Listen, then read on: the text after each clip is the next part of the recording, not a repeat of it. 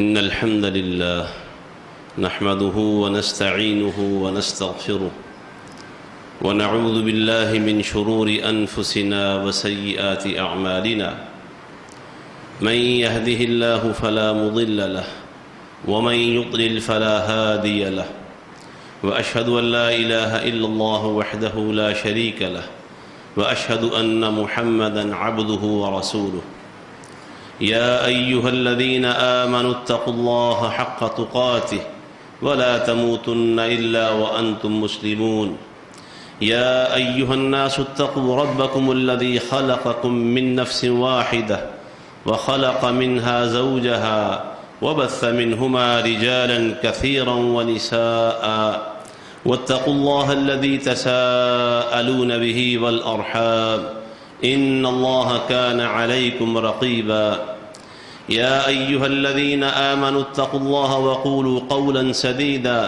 يصلح لكم أعمالكم ويغفر لكم ذنوبكم ومن يطع الله ورسوله فقد فاز فوزا عظيما اللهم صل على محمد وعلى آل محمد كما صليت على إبراهيم وعلى آل إبراهيم إنك حميد مجيد اللهم بارك على محمد وعلى آل محمد كما باركت على إبراهيم وعلى آل إبراهيم إنك حميد مجيد أعوذ بالله السميع العليم وبوجهه الكريم وسلطانه القديم من الشيطان الرجيم إن الدين عند الله الإسلام.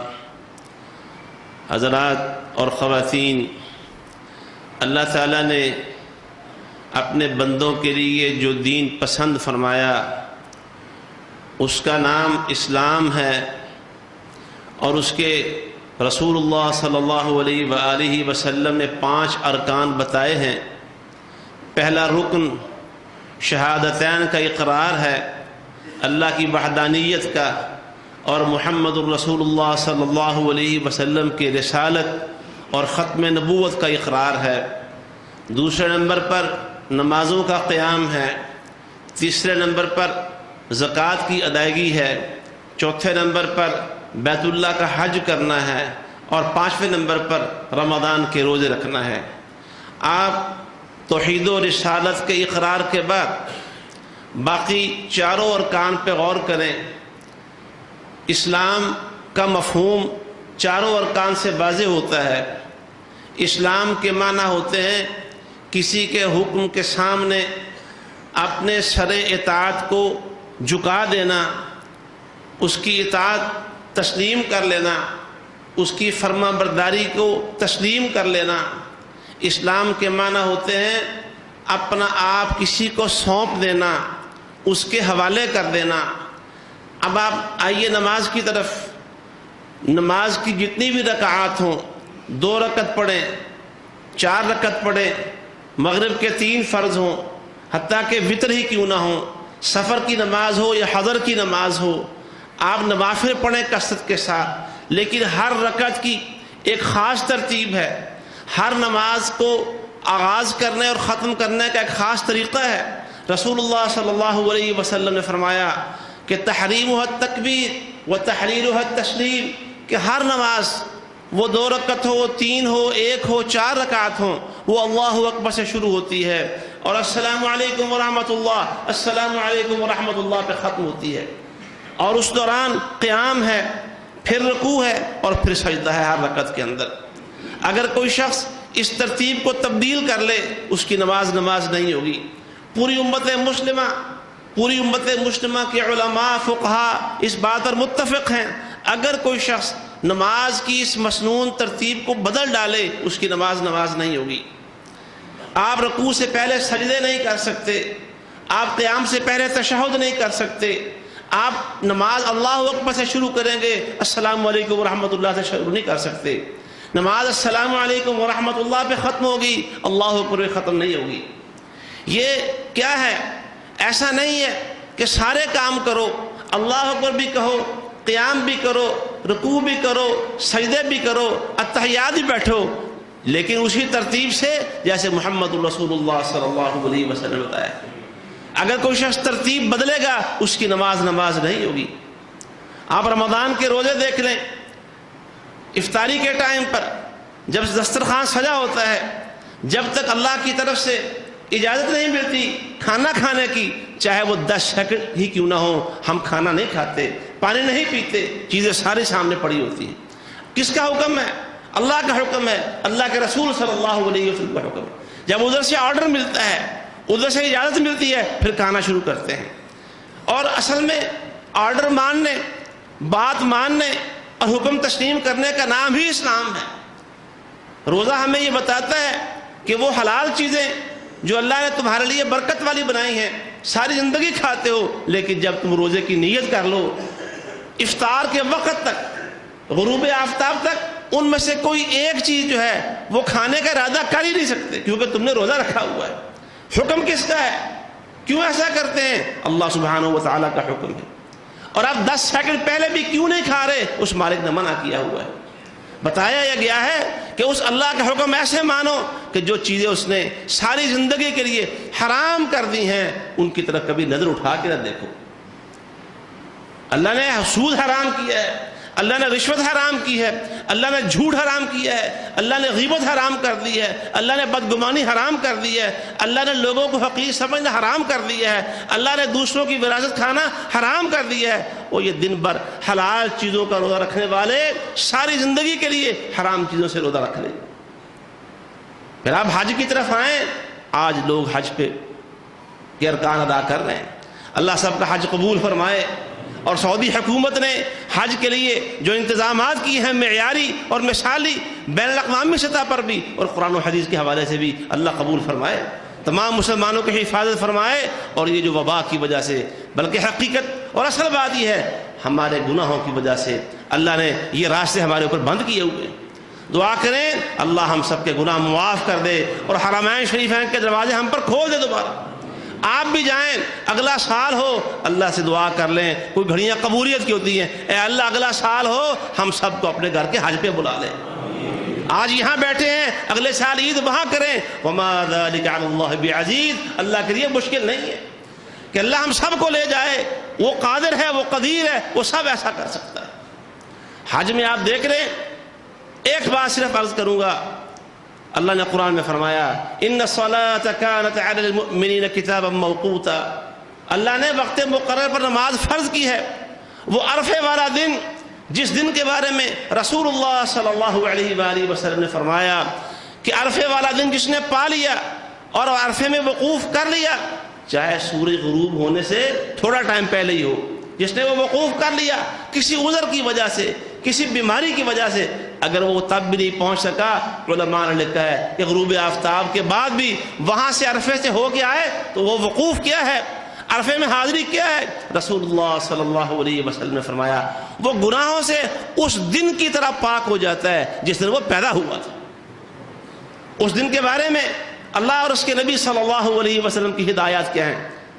سورج ڈوب جاتا ہے میدان عرفہ میں، اور یہ نہیں کہا گیا کہ سورج ڈوب گیا ہے اور مغرب کی نماز کا وقت ہو گیا ہے فوراً نماز پڑھو۔ کیا حکم ملتا ہے؟ اب یہاں سے کوچ کر جاؤ، تم نے عشاء کے ساتھ مغرب کی نماز مزدلفے جا کے پڑھنی ہے۔ آرڈر کس کا ہے؟ حکم کس کا ہے؟ جس نے نماز وقت مقررہ پر فرض کر رکھی ہے وہ خود فرماتا ہے اب یہاں سے کوچ کر جاؤ، یہاں نماز نہیں پڑھ سکتے، نماز مزدلفہ میں جا کے عشاء کے ساتھ ادا کرنی۔ یہاں سے سمجھ میں آئی بات کہ آرڈر اللہ کا ہے، دین اللہ کا ہے، اور اسلام اسی چیز کا نام ہے۔ اللہ کے ہر حکم کے سامنے اپنا سر اطاعت جھکا دیا جائے، اس کا ہر حکم تسلیم کر لیا جائے۔ حج بھی یہی سکھاتا ہے، پورا حج اول سے لے کر آخر تک اسی بات کا درس اور اسی بات کا سبق سکھاتا ہے۔ زکوٰۃ بھی ایسے ہی ہے کہ مال تمہارا ہے، کمایا تم نے ہے، وہ جو حلال اور طیب مال ہے، لیکن اس کے اوپر اصل تصرف، وہ اصل ملکیت جس اللہ نے تمہیں عارضی ملکیت دی ہے، اصل مالک وہی ہے۔ اس مال پر اس کا حکم چلنا چاہیے، کمانے پر بھی، خرچ کرنے پر بھی۔ اگر تمہارا مال ایک خاص سطح تک پہنچ جاتا ہے، اس میں سے تم نے سال کے اندر ایک دفعہ 2.5% اللہ کے راستے میں ادا کرنا ہے۔ مال پہ بھی اللہ کا تصرف ہے۔ اب آئیے اگلے معنی کی طرف۔ میں عرض یہ کر رہا تھا کہ اسلام اللہ کے حکموں کو تسلیم کرنے کا نام ہے، اسلام اللہ کے سامنے اپنی گردن کو اطاعت کے لیے جھکانے کا نام ہے. اسلام اللہ کے سارے دین اور قانون کے آگے سر اطاعت کو جھکانے کا نام ہے. اور دوسرے معنی میں نے عرض کیے تھے، اسلام کے معنی ہوتے ہیں اپنا آپ کسی کے سپرد کر دینا، کسی کے حوالے کر دینا، کسی کو سونپ دینا. یہ مفہوم بھی سمجھیے. یہ مفہوم ہمیں سمجھ میں آئے گا قربانی سے. جانور جس کو پالتے پوستے ہیں اور کوئی خریدنے والا خرید کے دے جاتا ہے، کیا خیال ہے وہ جانور اپنا آپ سب کچھ اپنے مالک کے سپرد کر دیتا ہے کہ نہیں کر دیتا؟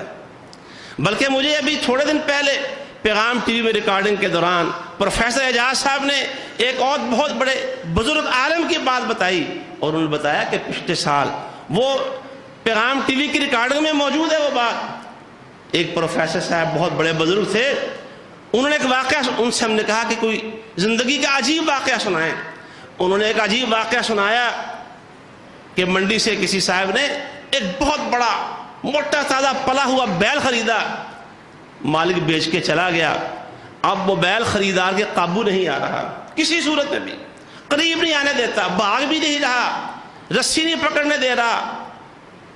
سب لوگ مل کے بڑی مشکل میں پڑ گئے. انہوں نے کہا یار مسئلہ کیا ہے، اس کے اصل مالک کو ڈھونڈو.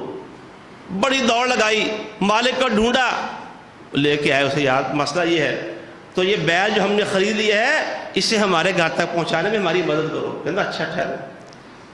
وہ آیا منڈی میں اور بیل کے پاس جا کے اس کے کان کے پاس کھڑا ہو گیا. اسے کہنے لگا اور میں نے تمہیں اس لیے پالا تھا کہ میرے طریقے اور قانون کے خلاف تم بات کرو، اور تمہیں آج کے دن کے لیے تو پالا تھا، تمہاری تربیت کی تھی جسمانی طور پر بھی اور فکری طور پر بھی. ہاں جانوروں کی تربیت بھی ہو جاتی ہے فکری طور پر، ذہنی طور پر. یہ لاہور میں میرے ایک دوست ڈاکٹر صاحب موجود ہیں، زندہ ہیں، اللہ ان کو صحت و سلامتی عطا فرمائے. میں آپ کی ان سے ملاقات بھی کروا سکتا ہوں. وہ جو بکریاں اور یہ بیڑے وغیرہ پالا کرتے تھے وہ کھلے ہوئے ہیں، رسی کھلی ہوئی ہے، چارہ کاٹ رہے ہیں. جانور کا کام کیا ہوتا ہے؟ آ کے منہ مارتے ہیں. اور منہ مارتے ہیں کہ نہیں مارتے؟ مارتے ہیں نا. جانور ہیں، کسی قاعدے کلیے کے پابند نہیں ہوتے، لیکن وہ تربیت کر کے رکھتے تھے. جب تک انہیں آواز نہیں دیتے تھے کہ آؤ کھانا کھا لو، وہ اپنی کھلی رسی کے باوجود چارہ تیار کرنے کے دوران آ کے منہ نہیں مارتے تھے. جانوروں کی تربیت ہو جاتی ہے، مگر آج ہم ہیں کہ ہماری تربیت نہیں ہو رہی. آج ہم ہیں کہ ہر طرف منہ مارتے ہیں. آج ہم ہیں کہ ہر رسی توڑاتے ہیں. آج ہم ہیں کہ ہر حد پار کر جاتے ہیں، اور ہیں بھی ہم مسلمان. آج ہم اللہ کی نافرمانیاں جی بھر کے کرتے ہیں، اللہ کا خوف دل میں نہیں آتا، اللہ اور اس کے رسول کی محبت کے عملی مظاہرے پیش نہیں بھی کرتے، لیکن پھر بھی پکے مسلمان ہیں، پکے مومن ہیں. حلال حرام کی تمیز مٹائی ہوئی ہے، اللہ اور اس کے رسول کے احکام فراموش کر رہے ہیں، لیکن ہم ہیں پکے مسلمان. وہ آیا کان میں کہا ہوئے تمہیں اس کام کے لیے پالنا تھا، اور تمہیں پالنا ہی آج کے دن کے لیے تھا، اور تمہیں اس لیے پالنا تھا کہ جس کے آگے بیچوں اس کے ساتھ چلے جاؤ. تمہیں اس لیے پالنا تھا کہ اپنی جان بھی اللہ کے راستے میں قربان کر دو. تقریر سنا کے بیل کو کہنے لگا پاجی لے جاؤ ہون جائے گا توڑے نال. لو جی قریب آئے، رسی کو ہاتھ لگایا، کچھ نہیں کہا. وہ لے کے چل پڑے، وہ اس کے ساتھ جا رہا ہے، مالک کے ساتھ، نئے مالک کے ساتھ جا رہا ہے. اور نئے مالک کے ساتھ جب گیا، وہ قربانی کا دن آیا، اور جب وہ قصائی کو بلایا ذبح کرنے کے لیے، وہ رسے شسے اس کو مار رہے ہیں کہ پکڑ لے، لیکن وہ نیچے بیٹھا اور ذبح ہونے کے اندازے لیٹ گیا پورا خود ہی.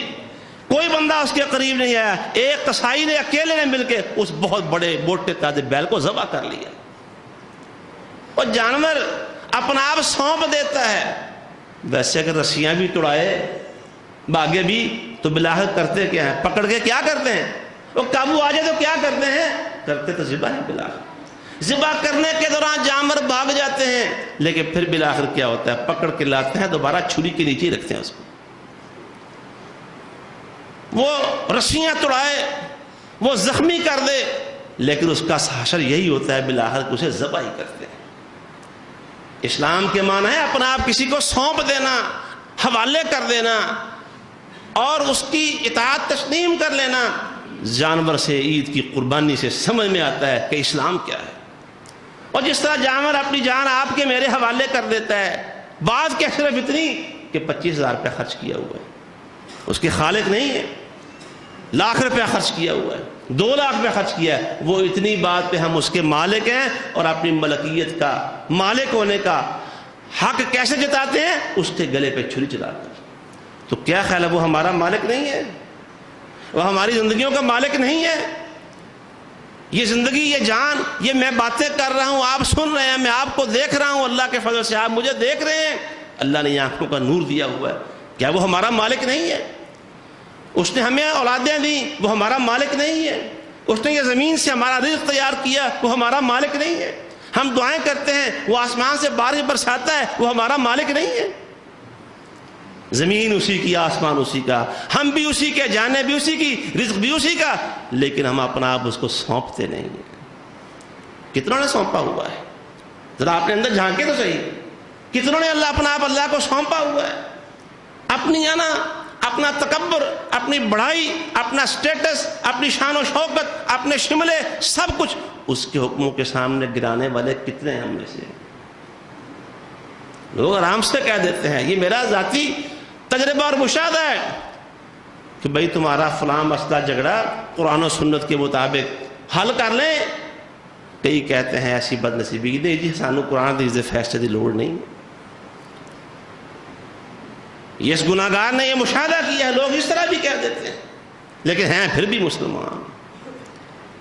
زیارات دیکھیں، قربانی سکھاتی ہے اسلام کیا ہے، جانور سکھاتا ہے، جانور یہ سبق دے کے جاتا ہے، تم میرے مالک ہو اور میری جان کے بھی مالک ہو۔ اب سوچو، وہ اللہ تمہارا مالک ہے جس نے یہ جسم پیدا کیا، جان ڈالی، کیا وہ تمہاری جان کا مالک نہیں ہے؟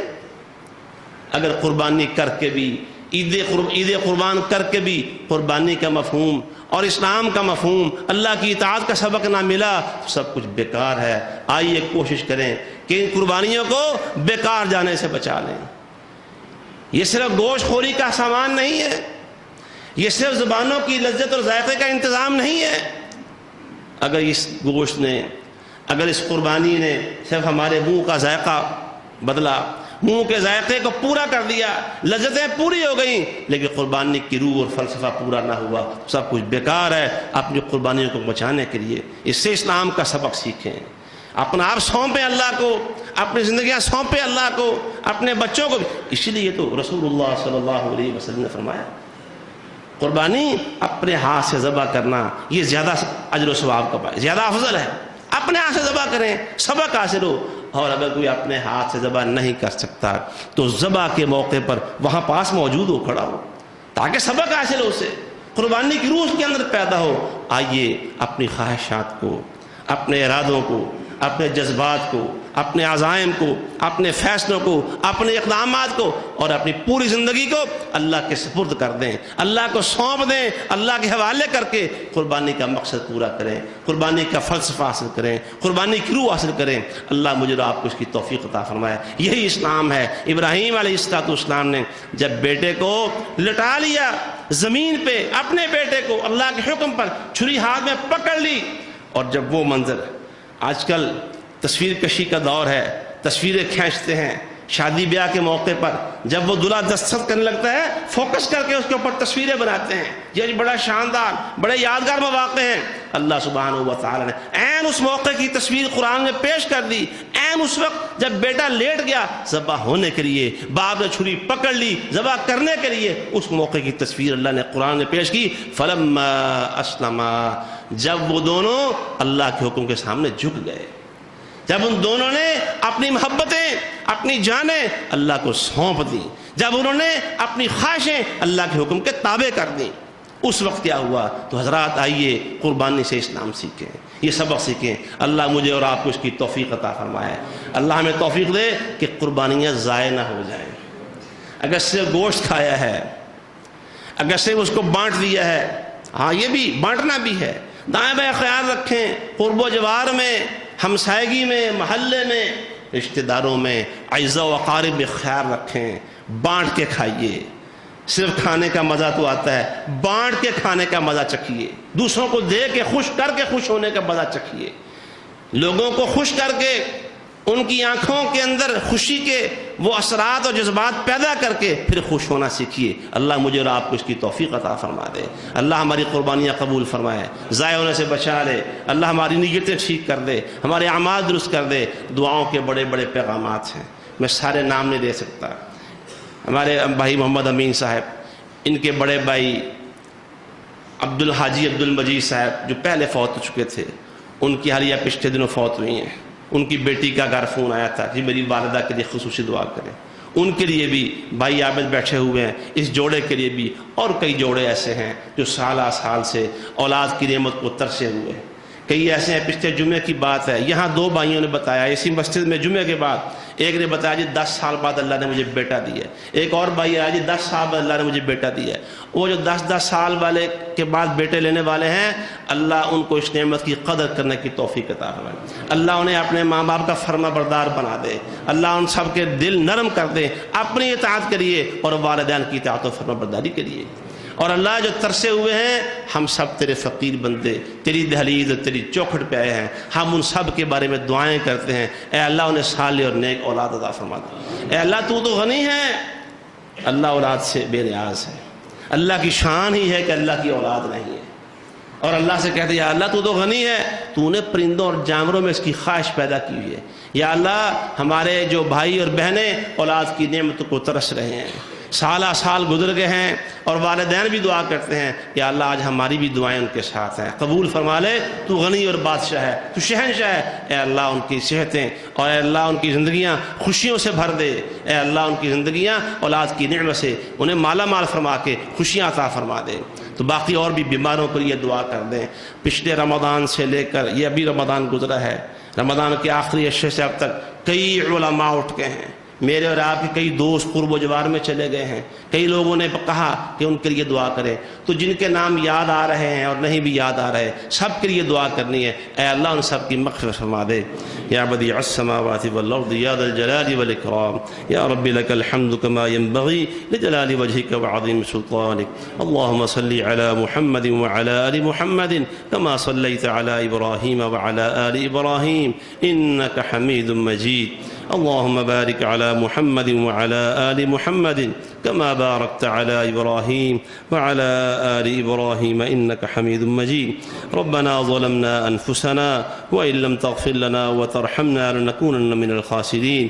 اللهم اغفر لنا ولجميع المسلمين والمسلمات والمؤمنين والمؤمنات الأحياء منهم والأموات۔ اللهم اغفر لنا ولوالدينا ولأساتذتنا ولجميع المسلمين والمسلمات والمؤمنين والمؤمنات الأحياء منهم والأموات۔ اللهم اغفر لنا ذنوبنا جميعا، ما قدمنا وما أخرنا وما أسررنا وما أعلنا وما أسرفنا وما أنت أعلم به منا، أنت المقدم وأنت المؤخر، لا إله إلا أنت۔ اللهم رحمتك نرجو فلا تكلنا إلى أنفسنا طرفة عين، وأصلح لنا شأننا كله، لا إله إلا أنت۔ يا حي يا قيوم برحمتك نستغيث، يا حي يا قيوم برحمتك نستغيث۔ اللهم لا سهل إلا ما جعلته سهلا، وأنت تجعل الحزن إذا شئت سهلا۔ الله والله ربي لا أشرك به شيئا، الله والله ربنا لا نشرك به شيئا۔ اللهم رحمتك نرجو فلا تكلنا إلى أنفسنا طرفة عين، وأصلح لنا شأننا كله، لا إله إلا أنت۔ أذهب البأس رب الناس واشف أنت الشافي، لا شفاء إلا شفاؤك شفاء لا يغادر سقما۔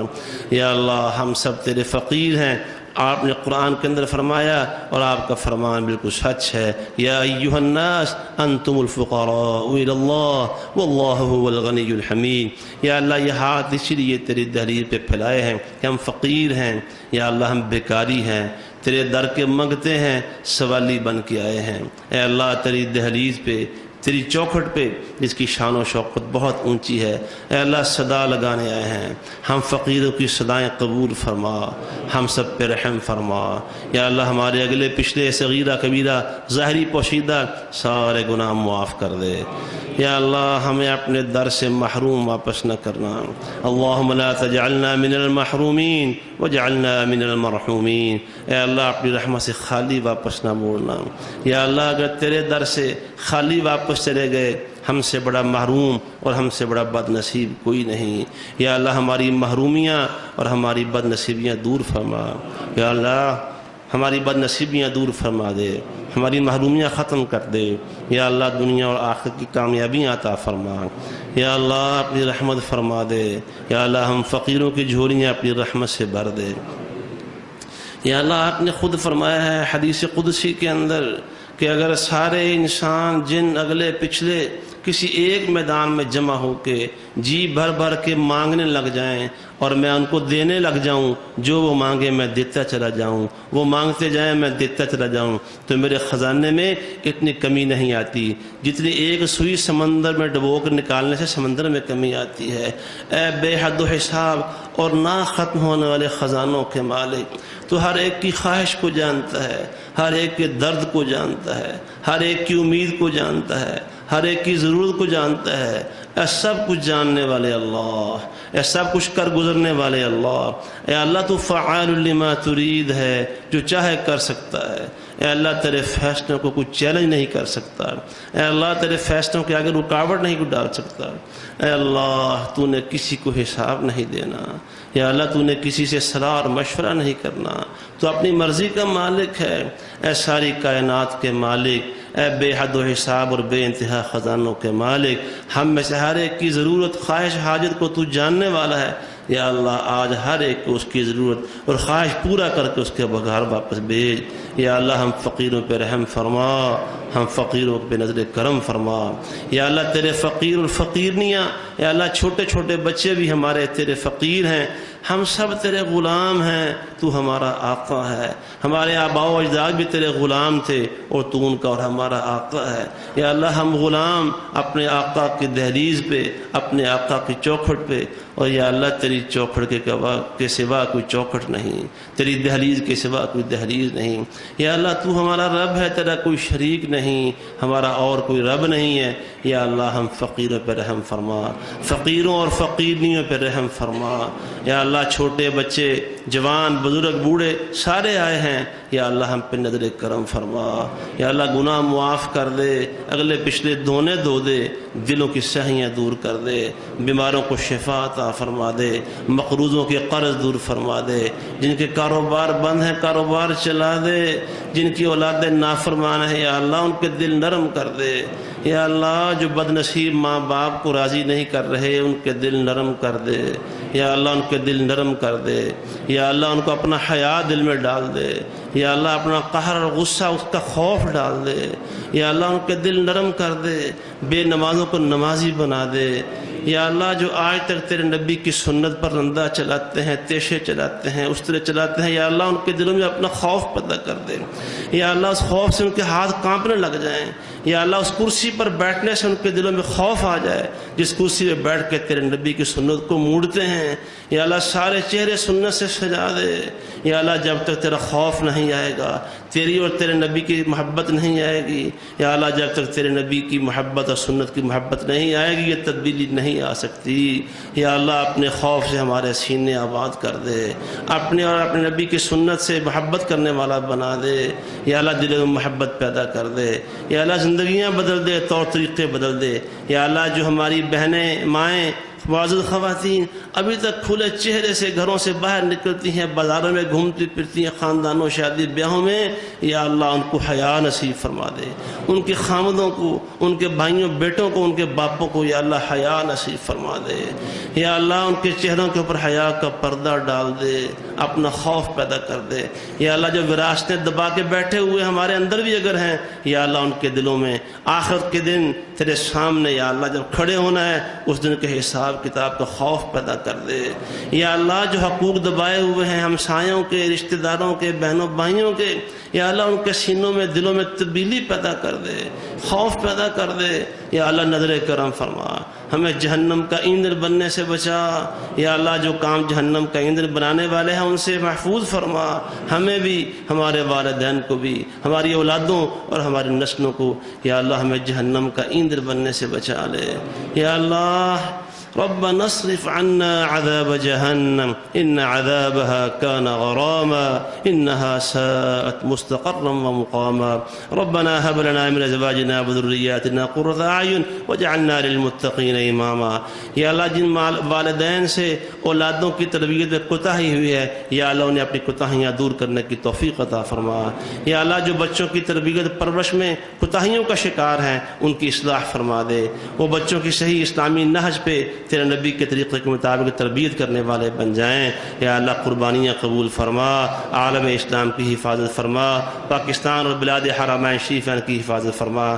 یا اللہ خائن اور غدار حکمرانوں سے ہماری جان چھڑا، یا اللہ خائنوں کو تباہ و برباد فرما دے۔ یا اللہ جو امت کے غدار ہیں قادیانی، رافضی وغیرہ، یا اللہ سب کو تباہ و برباد فرما، اس امت کی حفاظت فرما، اندرونی بیرونی سازشوں سے ہمارے ملک کی حفاظت فرما۔ یا اللہ ہم کمزور ہیں، اپنی رحمت سے ہمیں طاقتور بنا دے۔ یا اللہ ہم تواں ہیں، اپنی رحمت سے ہمیں توانائی عطا فرما۔ یا اللہ جو کچھ آپ کے حبیب محمد صلی اللہ علیہ وسلم نے مانگا ہمیں بھی عطا فرما، جن دکھوں تکلیفوں فتنوں سے پناہ طلب کی ان سے ہمیں بھی اپنی پناہ عطا فرما۔ وصلی اللہ تعالی علی خیر خلقہ محمد وآلہ واصحابہ اجمعین برحمتک یا ارحم الراحمین۔